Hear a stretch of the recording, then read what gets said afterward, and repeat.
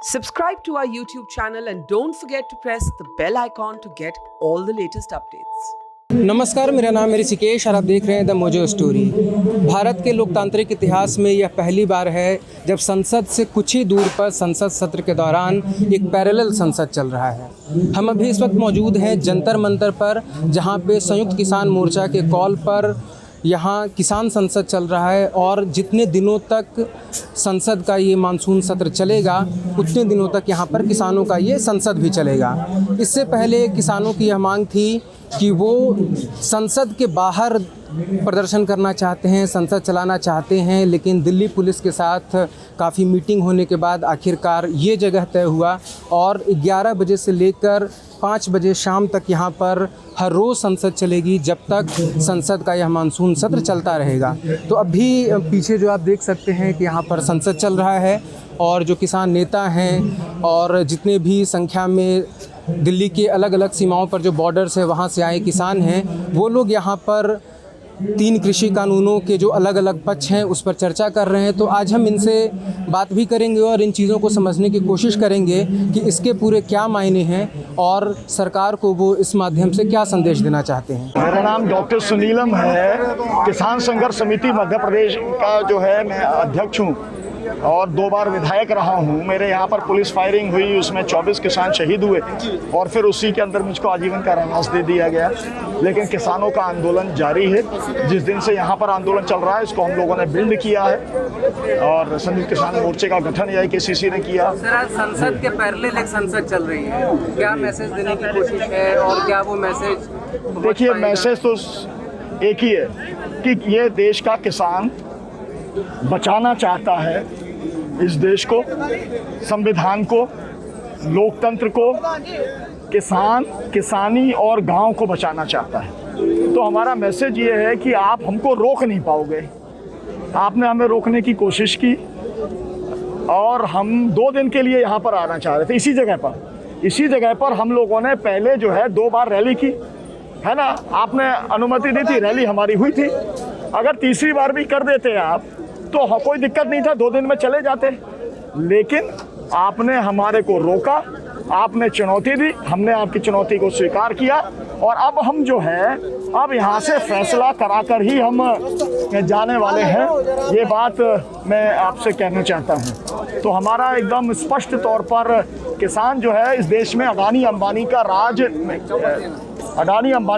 नहीं होने देगा, है ना। हम जो है अडानी अंबानी का राज नहीं होने देंगे और जो है जैसे एक समय के अंदर जो है वो सिराजुद्दौला जो है उनके ऊपर ईस्ट इंडिया कंपनी ने हमला किया था 23 जून को 1757 में और उसके बाद ये देश गुलाम हो गया।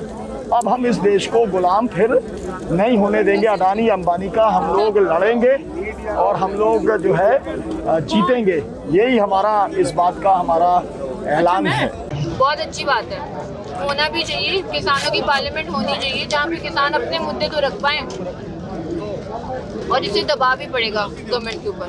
देखिए, हमारा जो मैसेज है वो तो बिल्कुल सिंपल और क्लियर, जैसे हमने पहले भी बोल चुके हैं कि इसी सांसद में इन लोगों ने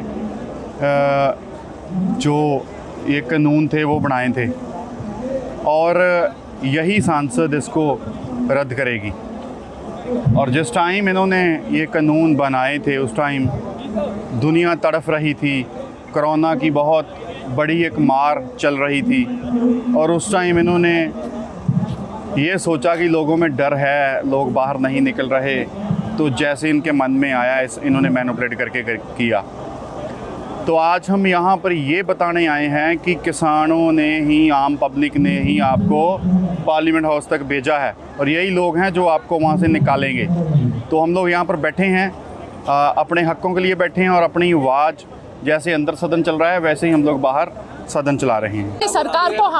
ये सरकार को इस सांसद के द्वारा हम बताना चाहते हैं कि सांसद में काम कैसे होना चाहिए और कैसे सबको इंसाफ मिलना चाहिए और किस तरह जो हमारे 500 से ज़्यादा किसान शहीद हो चुके हैं। सबसे पहले इस सांसद की शुरुआत कैसे होती है, उन 500 से ज़्यादा शहीद किसानों को श्रद्धांजलि देकर होती है, जो कि वो सांसद में नहीं हुआ, जिन्हें किसान भेजते हैं, जो किसानों के ही वोट से वो पार्लियामेंट में आए हैं, लेकिन अभी जब ये अपनी मांगों को मांग रहे हैं, दिल्ली की सरहदों पर बैठे ही हैं किसान, तो उनके लिए कोई श्रद्धांजलि नहीं होती है, कोई भी शोक सभा नहीं होता है और कोई अफसोस नहीं होता है सरकार को, ये भारत सरकार को। लेकिन ये पार्लियामेंट ये आज चला के किसानों ने अपना पार्लियामेंट ये सरकार को दिखा दिया, भारत सरकार को, कि पार्लियामेंट ऐसा होना चाहिए और कैसे आवाज उठानी चाहिए। संसद के इस मानसून सत्र शुरू होने से ठीक पहले संयुक्त किसान मोर्चा के नेताओं ने लोकसभा और राज्यसभा सांसदों को वोटर्स व्हिप भी जारी किया था, जिसका असर संसद के पहले ही दिन विपक्ष के हंगामे के रूप में दिखा। संयुक्त किसान मोर्चा के नेताओं ने उनसे यह अपील की थी कि संसद में किसानों के मुद्दों को जोर शोर से उठाएं, और आज जब पहली बार जंतर मंतर पर किसान अपनी संसद चला रहे हैं, तो संसद के बाहर राहुल गांधी के नेतृत्व में आज विपक्ष के कई सारे सांसदों ने इनके समर्थन में धरना प्रदर्शन भी किया। 75 साल में पहली बार हुआ है सदन पहले दिन जब शुरू होता है तो बड़ा पीसफुल सा होता है, पहले दिन कोई शोर शराबा नहीं होता, लेकिन किसानों की व्हिप की वजह से, लोगों की व्हिप की वजह से मोदी को भाषण तक नहीं देने दिया गया। जो इन्होंने नए चेहरे अपनी कैबिनेट में डाले थे उनके नाम तक अनाउंस नहीं करने दिए गए, और वहाँ पर हर एक पार्टी ने, ओपोजिशन वाली ने यही बोला कि पहले किसानी की बात करो, उसके बाद कोई और बात करनी है। तो इससे बड़ा डैमेज क्या हो सकता है? पब्लिक में मैसेज तो स्प्रेड हो रहा है ना, पब्लिक में मैसेज तो जा रहा है ना कि बीजेपी को सदन में बोलने तक नहीं दिया गया। आई होप तो आना तो चाहिए, और सारी संसद में जितने एमपीज हैं उनको किसानों को सपोर्ट करना चाहिए और यहाँ पर भी आना चाहिए। काफ़ी लोग आए थे, 20 से भी ज़्यादा एमपी यहाँ पे केरला से आए थे अभी। बहुत अच्छी बात है, उन्होंने समर्थन तो दिया। 12 दौरों की बातचीत के बाद 4 महीने का सूखा है, संवाद में कोई फर्क नहीं पड़ रहा है। हाँ, 22 जनवरी के बाद से बातचीत नहीं की, तो मुझे लगता है कि ये बहुत गलत हुआ है। उनको जो है बातचीत तो करनी पड़ेगी, उनको हमारी मांगे माननी पड़ेंगी, उनके पास में कोई विकल्प नहीं है किसी भी स्तर का, है ना। तीनों कानून उनको निरस्त करने ही पड़ेंगे, बिजली बिल वापस उनको लेना ही पड़ेगा, MSP हमको देना ही पड़ेगा। किसान जो है वो पूरी ताकत के साथ में जो है वो यहाँ पर जमा है और जमा रहेगा, ये बात हम कहना चाहते हैं। तो क्या लगता है कि जब संसद में भी आवाज़ उठेगी और सड़क पर भी ऐसे जब चीज़ें उठेंगी तो क्या लग रहा है कि चीज़ें कुछ, देखिए जैसे किसान जो है वो अनाज पैदा करता है ना, ऐसे वो सांसद भी पैदा करता है ना। तो हम जो है अपने सांसदों को हम जब बनाना जानते हैं तो उन्हें हटाना भी जानते हैं। हमने ये प्रयोग किया है, बंगाल के अंदर जब ताकत लगाई तो फिर पूरी ताकत लग गई, लेकिन जो है अडानी, अंबानी, मोदी, अमित शाह मिलके कुछ कर नहीं पाए। केरल में कुछ नहीं कर पाए, तमिलनाडु के अंदर कुछ नहीं कर पाए। अब हमने जब तय किया है तो यूपी से हम योगी को हटा लेंगे, और जब योगी जाएगा तो ये जो मोदी का जो तोता है वो योगी है, वो जब जाएगा तो फिर मोदी का अपने आप जो है जाने का रास्ता खुल जाएगा।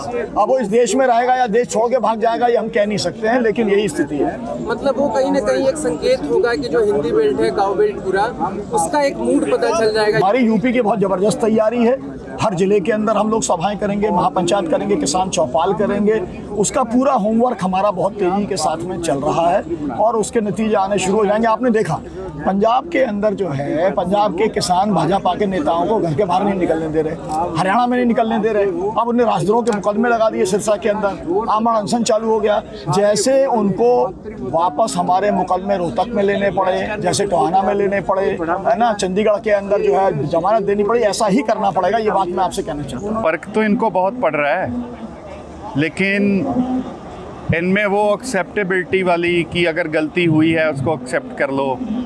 एक आदमी होता है ना, गलती करता है और उसको छुपाने के लिए फिर गलती करता है, और उसको छुपाने के लिए फिर झूठ पे झूठ, झूठ पे झूठ, झूठ पे झूठ चलता है।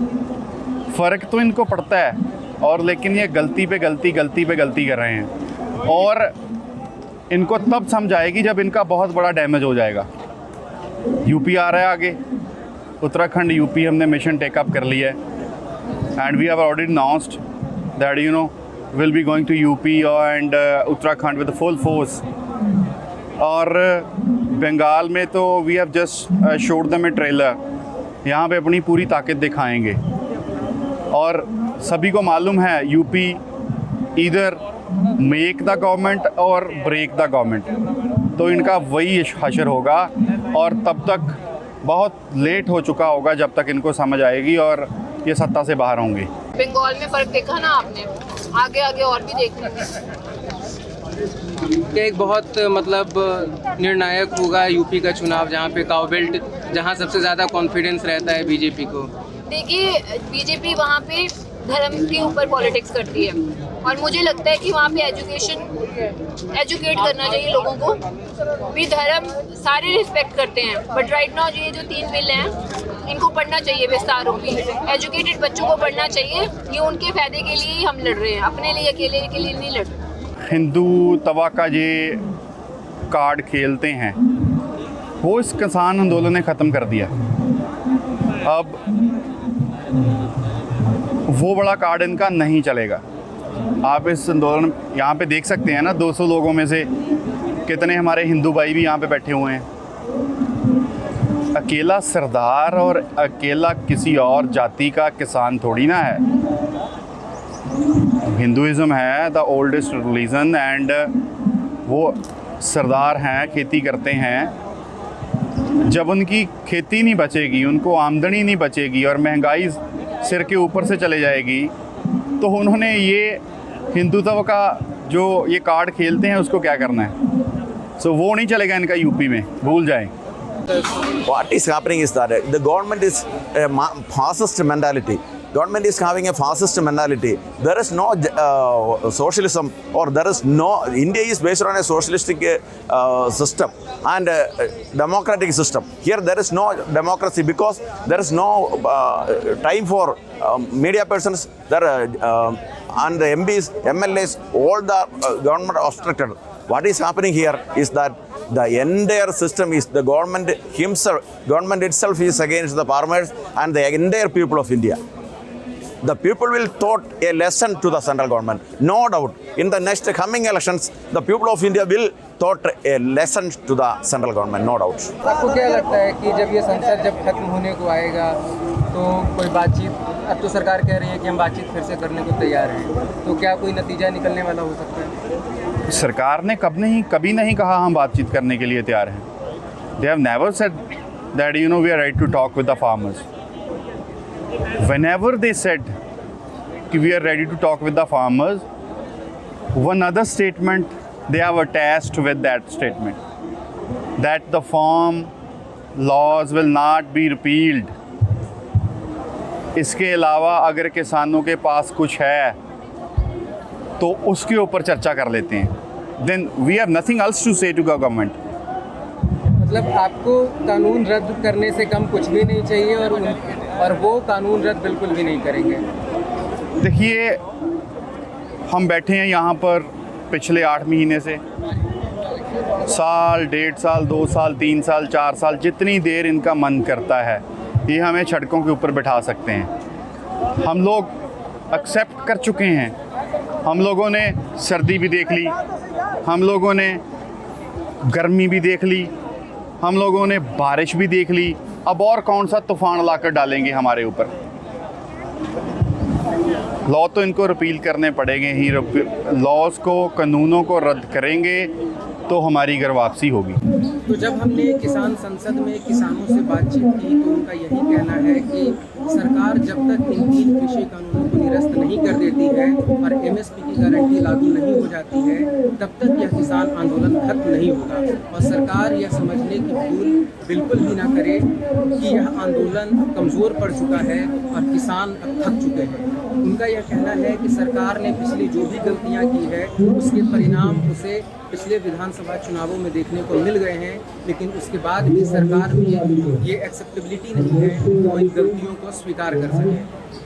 संयुक्त किसान मोर्चा का यह भी कहना है कि वो आगामी विधानसभा चुनाव जो उत्तराखंड और उत्तर प्रदेश में होने हैं उसमें भी बहुत मजबूती से अपनी भागीदारी निभाते हुए एंटी बीजेपी कैंपेन चलाएगी और इस सरकार को सबक सिखाने के लिए जो कुछ भी करना पड़ेगा उसमें वो अपनी भागीदारी बहुत ही मजबूती से निभाएगी। तो यह देखना अहम होगा कि एक तरफ जहां सड़क पर किसान अपनी संसद चलाएंगे और संसद के अंदर विपक्ष सरकार को इन मुद्दों पर घेरेगी, तो इसका क्या असर सरकार के कामकाज पे पड़ता है और अगर दोबारा बातचीत शुरू होती है तो क्या सरकार इनकी मांगों को मानने को मजबूर होती है या फिर जैसा अभी तक सरकार का रवैया रहा है बीते 4 महीनों में वही जारी रहता है। मोजो स्टोरी के लिए मैं ऋषिकेश, जंतर मंतर, दिल्ली से।